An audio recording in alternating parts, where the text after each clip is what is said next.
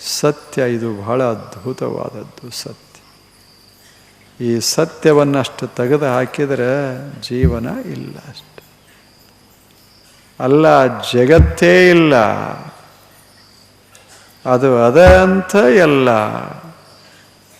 ಸತ್ಯ ಸತ್ಯ ಸತ್ಯ ಅಂದರೆ ದೇವ್, ಸತ್ಯ ಅಂದರೆ ಪರಮ ಆನಂದ. ಸತ್ಯ ಇಲ್ಲ, ಏನೇನೂ ಇಲ್ಲ, ಶೂನ್ಯವಾಗ್ತದೆ ವಿಶ್ವ. ಇಂಥ ಸತ್ಯ, ಇದನ್ನು ಆರಾಧನಾ ಮಾಡಿದವರು ಎಷ್ಟು ಜನ, ಎಷ್ಟು ಜನ ಆರಾಧನಾ ಮಾಡಿದರು. ಋಷಿಗಳು ಹೇಳಿದರು, ಎಷ್ಟು ಛಲೋ ಮಾತು ಹೇಳಿದರು. ಸತ್ಯಮೇವ ಜಯತೆ. ಇದು 5-6 ಸಹಸ್ರ ವರ್ಷಗಳ ಹಿಂದೆ ಒಬ್ಬ ಋಷಿ ಆಡಿದ ಮಾತು ಇದು. ನಮ್ಮ ಭಾರತ ದೇಶದ ಸಿಕ್ಕ ಅಂತದಲ್ಲ, ಅದು ಸತ್ಯಮೇವ ಜಯತೆ. ನಿಮ್ಮ ಕಿಸೆಗಳಲ್ಲಿರುವಂಥ ನಾಣ್ಯದ ಮೇಲೆ, ಆ ನೋಟಗಳ ಮೇಲೆ, ಎಲ್ಲೇ ಇರಲಿ, ಎಲ್ಲಿ ಭಾರತ ದೇಶ ತನ್ನ ಮುದ್ರೆಯನ್ನು ಒತ್ತದ ಅಲ್ಲೆಲ್ಲ ಸತ್ಯಮೇವ ಜಯತೆ. ಸತ್ಯಮೇವ ಜಯತೆ ನಾನೃತಂ. ಸತ್ಯೇನ ಪಂಥ ವಿತತ, ಸತ್ಯೇನ ಪಂಥ ವಿತತ. ನೋಡಬೇಕು ಎಷ್ಟು ಛಲೋ ಮಾತು ಹೇಳ್ತಾನೆ ದೇವಯಾನ. ಆ ಮಾತು ಅದು ಎಷ್ಟು ಛಲೋ ಅದು. ಸತ್ಯಂ ಏವ ಜಯತೆ. ಸತ್ಯವೊಂದೇ ಉಳಿಯೋದು, ಸತ್ಯವೊಂದೇ ಉಳಿಯೋದು. ಏನೇನು ಸತ್ಯವಲ್ಲ ಅದು ಎಂದೂ ಉಳಿಯೋದಲ್ಲ. ನ ಅನೃತಂ, ಅಸತ್ಯ ಉಳಿಯೋದಲ್ಲ, ಅಸತ್ಯ ಗೆಲ್ಲೋದು ಅಲ್ಲ. ಸತ್ಯಮೇವ ಜಯತೆ, ತಡ ಆಗಬಹುದಷ್ಟೇ. ಜಗತ್ತಿನಲ್ಲಿ ಸತ್ಯ ಮಾತ್ರ ಇರು. ನಿಸರ್ಗಕ್ಕೆ ಅನೃತ ಗೊತ್ತಿಲ್ಲ, ಅದಲ್ಲ. ಈಗ ನಿಸರ್ಗದ ಇದಕ್ಕೇನ್ರೆ ಅನೃತ ಗೊತ್ತದ ಏನು, ಸುಳ್ಳು ಅಂತ ಏನ್ರೆ ಗೊತ್ತದ ಏನು ಅದಕ್ಕೆ ಹೇಳಿ. ಒಂದು ಭೂಮಿಯೊಳಗೆ ನೀವು ಒಂದು ಬೀಜ ಊರಿದ್ರೆ 1 ಕಿಲೋ ಬೀಜ ಊರಿದರೆ ಅದು ಕಿಲೋ ಅಂತ ತಿಳ್ಕೊತದೆ. ಆದರೆ ಮನುಷ್ಯ 2 ಕಿಲೋ ಅಂತ ಬರೀತಾನೆ, ಲೆಕ್ಕ 2 ಕಿಲೋದ್ದು ತೋರಿಸ್ತಾನೆ, ಕಿಲೋ ಹಾಕಿರ್ತಾನೆ. ಮನುಷ್ಯರನ್ನು ಮೋಸ ಮಾಡಬಹುದೇ ವಿನಃ ಭೂಮಿಯನ್ನು ಮೋಸ ಮಾಡಲಿಕ್ಕೆ ಬರದು. ಭೂಮಿ ಹೇಳ್ತದೆ 1 ಕಿಲೋ. ನೀ ಬೇಕಾದಷ್ಟು ಬರ್ಕೋ, ನಮಗೆ ಓದಾಕ ಬರೋದಿಲ್ಲ, ಹಾಕಿದ್ದು ಮಾತ್ರ ಕಿಲೋ. ಅದನ್ನು ಮೋಸ ಮಾಡಕ್ಕೆ ಬರ್ತದೆ ಹೇಳಿ. ಒಂದು ಆಕಳಕ್ಕೆ, ಒಂದು ಎಮ್ಮಿಗೆ, ಅದು ಎಮ್ಮೆ 10 ಲೀಟರ್ ಹಿಂಡೋದು ಮಸ್ತಾಗಿ ಹಾಕ್ತಿದ್ರು. ಆವಾಗ ಒಂದು ದಿವಸ ಒಬ್ಬ ನೇಮಿಸಿದ್ರು, ಅವ ಅರ್ಧ ಕಡಿಮೆ ಮಾಡಕ್ಕೆ ಶುರು ಮಾಡ್ದ ಹಾಕಕ್ಕೆ. ಅದು ಎಮ್ಮೆ ಅದು ಕಡಿಮೆ ಮಾಡಕ್ಕೆ ಶುರು ಮಾಡ್ತು. ಹಿಂಗ್ಯಾಕ ಅಂದ, ನೀ ಹಂಗ್ಯಾಕ ಅಂತ.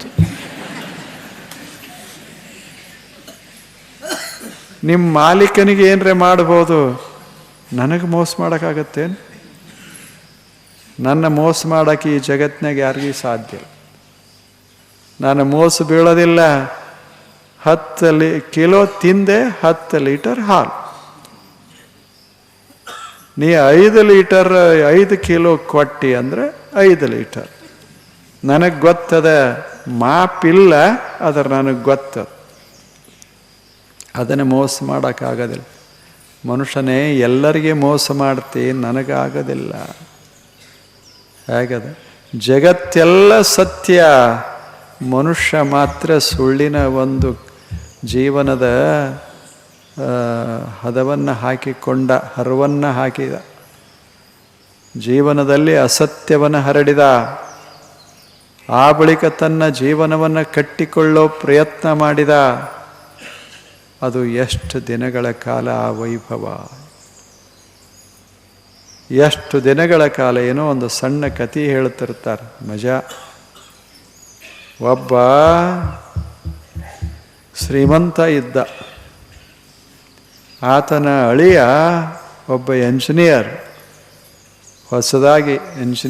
ಹೊಸದಾಗಿನೇ ಅಳಿಯನಾಗಿದ್ದ, ಹೊಸದಾಗಿ ಎಂಜಿನಿಯರ್ ಆಗಿದ್ದ, ಸಿವಿಲ್ ಎಂಜಿನಿಯರ್ ಅವ.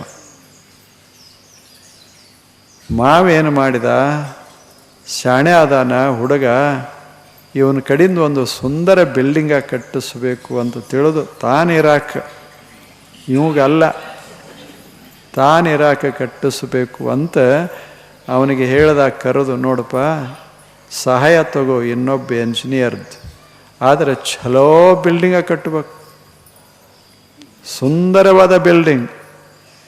ಏನು ಸಾಮಾನ ಬೇಕು ಹೇಳು, ಅಲ್ಲಿಂದ ತಂದು ನಿನಗೆ ಕೊಡ್ತೇನೆ, ಛಲೋ ಬಿಲ್ಡಿಂಗ ಕಟ್ಟಬೇಕು. 100 ವರ್ಷ ಏನೂ ಆಗಿರಬಾರದು ಅದಕ್ಕೆ, ಅಂಥ ಬಿಲ್ಡಿಂಗ್. ಎಲ್ಲವನ್ನ ಕೊಟ್ಟ. ಇವನ ಕೈಯೊಳಗೆ ರೊಕ್ಕ ಕೊಟ್ಟ, ಸಾಮಾನು ಕೊಟ್ಟ, ಎಲ್ಲ ಕೊಟ್ಟ. ಇವ ಕಟ್ಟಕ್ಕೆ ಶುರು ಮಾಡಿದ. ಇವ ಅಂದ, ಈಗ ಏನಾರೇ ಉಳಿಸ್ಕೊಳ್ಳೋದು ಅಂದ. ಮನಸ್ಸು ಹೆಂಗಾಗ್ತದೆ? ಹೊಸಬ ಮಾವ ಎಲ್ಲ ಇವನ ಮ್ಯಾಗಿನ ವಿಶ್ವಾಸದಿಂದ ಎಲ್ಲ ಕೊಟ್ಟ. ಮನಸ್ಸು ಹೇಗದ, ಎಷ್ಟು ಒಡಿತು, ಹೊಲಸಾಯ್ತು, ಸತ್ಯ ಜಾರ್ತ್. ಆ ಬಳಿಕ ಕಟ್ಟದ, ಪೂರ್ಣ ಮಾಡಿದ, ಸುಂದರ ಬಣ್ಣ ಹಚ್ಚಿದ. ಆದರೆ ಅರ್ಧ ತಗೊಂಡಿದ್ದ. ಮುಂದೆ ಏನಾಯಿತು ಅಂದರೆ ಕಾರ್ಯ ಎಲ್ಲ ಮುಗೀತು. ಅವ ಮಾವ ನೋಡ್ದ, ಬಹಳ ಚಂದ ಅನ್ನಿಸ್ತು. ಅವ ಅಂದ, ಇಷ್ಟು ಚಂದ ಕಟ್ಟಿದಿ ಅಂದಾಗ ನಿನಗೆ ಇದನ್ನು ಬಹುಮಾನ ಕೊಡ್ತೀನಿ ಅಂದ.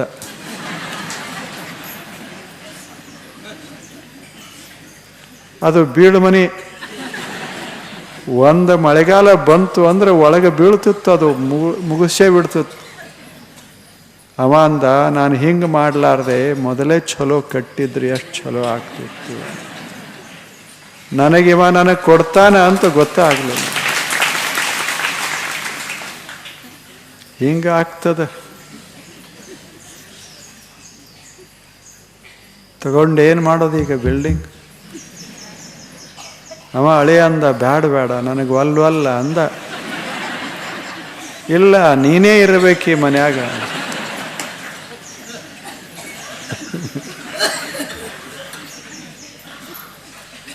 ಅಸತ್ಯ ಎಷ್ಟು ದಿವಸ ನಿಲ್ಲೋದು ಹೇಳಿ? ಸುಳ್ಳ ಎಷ್ಟೊತ್ತಕ ನಿಲ್ಲೋದು? ಒಂದು ಸುಳ್ಳು ಹೇಳಕ್ಕೆ ಹೋಗಿ ಅದನ್ನು ಕಾಪಾಡಕ್ಕೆ ಮತ್ತೊಂದು ಸುಳ್ಳು ಹೇಳು. 10 ಮಂದಿ ಮುಂದೆ 10 ಥರ ಸುಳ್ಳು ಹೇಳಿದ್ರೆ ನೆನಪರಿ ಹೆಂಗೆ ಉಳಿಯೋ? ಯಾರ ಸುಮ್ಮನೆ ಸಹಜ ಹೃದಯ ಹಗರಿರಬೇಕಾದ್ರೆ ಸಹಜ ಮಾತಾಡಿದ್ರೆ ಅದು ಸತ್ಯ ಇರ್ತದೆ. ಒಂದೇ ಮಾತಾಡ್ಕೋತಿರ್ತಾನೆ. ಇಲ್ಲದಿದ್ರೆ ಎಷ್ಟು ತಾಪ. ಎಲ್ಲ ಟಿಪ್ಪಣಿ ಮಾಡ್ಕೋಬೇಕಾಗತ್ತೆ. ಇವ್ರ ಮುಂದೆ ಹಿಂಗೆ ಮಾತಾಡೇನಿ, ಅವ್ರ ಮುಂದೆ ಹಂಗೆ ಮಾತಾಡೇನಿ. ಎಷ್ಟು ತ್ರಾಸಾಗ್ತದೆ. ಅದಕ್ಕೆ ಆತ ಹೇಳ್ದ, ಸತ್ಯಮೇವ ಜಯತೆ ನಾನೃತಂ. ಅನೃತ ಅಂದ್ರೆ ಅಸತ್ಯ, ಇದು ಬದುಕೋದಲ್ಲ. ಅನೃತ ಜೀವನದ ವೈಭವವನ್ನು ಹೆಚ್ಚಿಸೋದು ಅಲ್ಲ. ಸತ್ಯೇನ ಪಂಥ ವಿತತ ದೇವಯಾನ. ಇದೇನು ಸತ್ಯದ ಮಾರ್ಗದ, ಇದು ದೇವಯಾನ, ಇದು ದೇವ ಮಾರ್ಗ. ಇದು ಈ ದೇವ ಮಾರ್ಗದಲ್ಲಿ ಏನದ? ಸತ್ಯ ಹರವ್ಯದ. ಸತ್ಯದಿಂದ ನಿರ್ಮಾಣ ಆದದ್ದೇ ದೇವ ಮಾರ್ಗ. ಸತ್ಯೇನ ಪಂಥ ವಿತತ ದೇವಯಾನ. ಎಷ್ಟು ಚಲೋದ. ಏನಾಕ್ರಮಂತಿ ಋಷಯ ಹ್ಯಾಪ್ತಕಾಮಾ. ಏನ ಆಕ್ರಮಂತಿ ಋಷಯ ಹಿ ಆಪ್ತಕಾಮಾ. ಯಾವ ಮಾರ್ಗ ಹಿಡಿದು ಶ್ರೇಷ್ಠ ಜನ ಹೋಗ್ತಾ ಇದ್ದಾರೆ ಸದಾ, ಅಂಥ ಪವಿತ್ರ ಸತ್ಯ ಮಾರ್ಗ ಇದು, ದೇವ ಮಾರ್ಗ ಇದು. ಆಕ್ರಮಂತೆ ಮುಂದೆ ಹೇಳ್ತಾನೆ, ಯತ್ರ ತತ್ ಸತ್ಯಸ್ಯ ಪರಮಂ ನಿಧಾನಂ. ಕೊನೆ ಸಾಲ ಇದು. ಯತ್ರ ತತ್ ಸತ್ಯಸ್ಯ ಪರಮಂ ನಿಧಾನಂ. ಯಾವ ಮಾರ್ಗದಿಂದ ಋಷಿಗಳು ಹೋಗ್ತಾರೆ ಅದು ಅದ್ಭುತವಾದ ದೇವ ಮಾರ್ಗ. ಎಲ್ಲ ಜಗತ್ತಿನ ಎಲ್ಲ ಜ್ಞಾನಿಗಳು ಹೋದ ಮಾರ್ಗ ಅದೇ. ಅಸತ್ಯ ಮಾರ್ಗದ ಮೇಲೆ ಒಬ್ಬ ಸಂತನೂ ಈ ಜಗತ್ತಿನಲ್ಲಿ ಹೋಗಲಿಲ್ಲ, ಒಬ್ಬ ಋಷಿಯೂ ಹೋಗಲಿಲ್ಲ. ಎಲ್ಲರೂ ಹೋದ ಮಾರ್ಗ ಯಾವುದು? ದೇವ ಮಾರ್ಗ. ದೇವಲೋಕಕ್ಕೆ ಬಟ್ಟೆ ಕಾಣಿರೋ ಚನ್ನಬಸವಣ್ಣ. ಇದು ದೇವ ಬಟ್ಟೆ, ದೇವ ಮಾರ್ಗ, ದೇವಯಾನ. ಇಲ್ಲಿ ಚನ್ನಬಸವಣ್ಣನವರು ದೇವ ಬಟ್ಟೆ, ಯಾನ ಅಂದರೆ ಬಟ್ಟೆ. ಇದು ದೇವನ ಮಾರ್ಗ. ಇದರ ಮೇಲೆ ಸಾಗಬೇಕು. ಸಾಗಿದರೆ ಎಲ್ಲಿಗೆ ಹೋಗಿ ಮುಟ್ಟುತ್ತೇವೆ? ತತ್ ಸತ್ಯಸ್ಯ ಪರಮಂ ನಿಧಾನಂ. ಎಲ್ಲಿ ಹೋಗಿ ಮುಟ್ಟುತ್ತೇವೆ ಅದು ದೇವನ ಪರಮ ನಿಧಾನ, ಅದೇ ದೇವನ ನಿಲಯ. ಅಲ್ಲಿ ಪರಮ ಶಾಂತಿಯ ತಾಣ. ಅದನ್ನು ಜೀವನದಲ್ಲಿ ಮುಟ್ಟಬೇಕಾಗಿತ್ತು ಅಂದರೆ ಸತ್ಯದ ಮಾರ್ಗ ಬಹಳ ಮಹತ್ವದ್ದು. ಸತ್ಯದ ಮಾರ್ಗ ಇದು ಎಷ್ಟು ಚಲೋ ಅದ. ಆದ್ದರಿಂದಲೇ ಭಾರತೀಯ ಇವರೆಲ್ಲ ಹಿರಿಯರು ಏನು ಮಾಡಿದರು ಅಂದರೆ ಸತ್ಯಮೇವ ಜಯತೆ ಅಂತ ಬರ್ಸಿದ್ರು. ಎದ್ರ ಮೇಲೆ? ಅಲ್ಲೇ ಬರೆದಾರ. ಇದ್ರ ಮೇಲೆ ಎಲ್ಲಿ? ಪಾರ್ಲಿಮೆಂಟದ ಮೇಲೆ ಬರೆದಾರ. ಒಳಗೆ ಏನು ನಡೀತದ ನಿಮಗೆ ಗೊತ್ತದ. ಎಲ್ಲ ಕಡೆನೂ ಬರೆದಾರ ಸತ್ಯಮೇವ ಜಯತೆ. ಜಗತ್ತಿನಲ್ಲಿ ಅತ್ಯಂತ ಸುಂದರವಾದ ಒಂದು ವಾಕ್ಯ ಬರೆಸಿದವರು ಭಾರತೀಯರು. ಸತ್ಯಮೇವ ಜಯತೆ. ಹೊರದೇಶದವರು ಬರೆಸಲಿಲ್ಲ, ಆದರೆ ಸತ್ಯಮೇವ ಜಯತೆ ಮಾಡಿದರು. ನಾವು ಬರೆಸದೇವಿ. ಏನ ಒಂದು ರಾಷ್ಟ್ರ ಅದ್ಭುತ ಆಗಬೇಕಾಗಿತ್ತು ಅಂದರೆ ಇದು ಇರಲಿ ಅಂತ ತಿಳ್ಕೊಂಡು ಅವರು ಹಿರಿಯರು ಬರೆಸಿದ್ರು. ಸತ್ಯಮೇವ ಜಯತೆ. ಎಂಥ ಅದ್ಭುತ ಮಾತು. ನಾನೃತಂ. ಮನುಷ್ಯನೇ ವಿಚಾರ ಮಾಡು. ಅಸತ್ಯ ಬದುಕೋದಲ್ಲ. ಅಸತ್ಯ ಬಹು ದಿವಸ ಫಲ ಕೊಡೋದು ಅಲ್ಲ. ಅಸತ್ಯ ಮರೆಯಾಗ್ತದೆ, ಕೊಟ್ಟ ಕೊನೆಗೆ ಸತ್ಯ ಉಳಿದಿರುತ್ತದೆ. ಕೊನೆಗೆ ಅದೇ ಉಳಿಯೋದು. ಆದ್ದರಿಂದ ಮನುಷ್ಯನೇ ನಿನ್ನನ್ನೂ ಮೋಸಗೊಳಿಸಬೇಡ, ಇನ್ನೊಬ್ಬರನ್ನೂ ಮೋಸ ಮಾಡಬೇಡ. ನೀನೂ ಸುಖವಾಗಿರಬೇಕು, ಜಗತ್ತೂ ಸುಖವಾಗಿರಬೇಕು. ಸ್ವಲ್ಪ ಪ್ರಾಮಾಣಿಕನಾಗೋ ಮನುಷ್ಯನೇ. ಹಾಗಿತ್ತು ಅಂದರೆ ಭಕ್ತಿಯ ದೀಪ ಉರಿತದ, ಅದು ರಕ್ಷಣೆ ಆಗ್ತದೆ. ನೀನು ಸತ್ಯವನ್ನು ಪರಿಪಾಲನಾ ಮಾಡಬೇಕು. ಸತ್ಯ ನಾಸ್ತಿ ಪರೋ ಧರ್ಮ. ಸತ್ಯದಿಂದ ಬೇರೆ ಶ್ರೇಷ್ಠ ಧರ್ಮ ಯಾವುದದ? ಸತ್ಯ ನಾಸ್ತಿ ಪರೋ ಧರ್ಮ. ಅದನ್ನೇ ಮಹಾತ್ಮ ಗಾಂಧಿ ಹೇಳಿದರು. ಸತ್ಯವೇ ದೇವರು. ಅವರು ಯಾವಾಗಲೂ ಹೇಳ್ತಾ ಇರೋದು ಸತ್ಯವೇ ದೇವರು.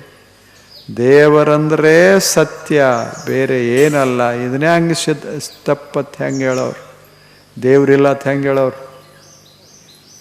ದೇವ್ರಿಲ್ಲ ಅಂದ್ರೆ ಸತ್ಯ ಇಲ್ಲ ಅಂತ ಹೇಳ್ದಂಗೆ ಆಗತ್ತೆ. ನಂತರ ನಾನು ಸುಳ್ಳು ಹೇಳ್ತೀನಿ ಅಂತ. ಯಾರು? ಅವ ಕೇಳವನೇ. ಸತ್ಯ ಇಲ್ಲದೆ ಇದ್ರೆ ಇನ್ನೇನಿರ್ತದೆ ಈ ಜಗತ್ತಿನಲ್ಲಿ?